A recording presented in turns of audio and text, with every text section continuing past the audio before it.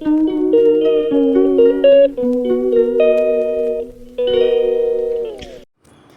Everyone, কেমন আছো তোমরা সবাই? আমি তো মোটামুটি বেশ ভালোই আছি। তো দেখো, একটু সন্ধ্যায় বেরিয়ে পড়েছি। চলো, তালের বড়া খেতে খেতে বেরিয়ে পড়েছি। কোথায় যাচ্ছি চলো বলছি। এই দেখো, এটা আমার মাকে নিয়ে, আর আরও দুজন ছিল, একটা কাকিমা ছিল, একটা ভাই ছিল, একটা বোন ছিল। তো তাদেরকেও, এই যে দেখো, এই বোনটা ছিল, আর ভাই ছিল, কাকিমা ছিল। তো চলে এসেছি বাড়ির পাশে একটা বাড়িতে মনসা পুজো ছিল।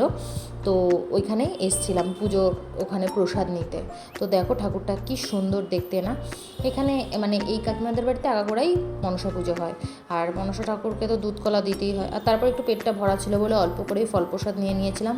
আর তারপরে একটুখানি খিচুড়ি, তো আমি ভীষণই ভালোবাসি, সেই জন্য একটুখানি খিচুড়িও নিয়েছিলাম, যেহেতু খিচুড়ি খেতে ভালোবাসি, খিচুড়ি না নিলে তো হবে না।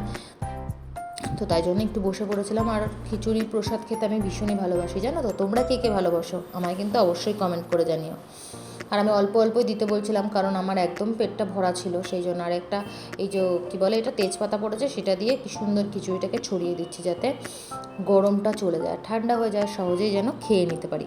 আর তারপরে খিচুড়ির পরে চলে এলো কি যেন, আলুর দম। খিচুড়ির পরে আলুর দম দিয়ে দিল, অল্প করে একটু আলুর দম নিয়ে নিলাম, ব্যাস তারপরেই খাওয়া শুরু করে দিলাম।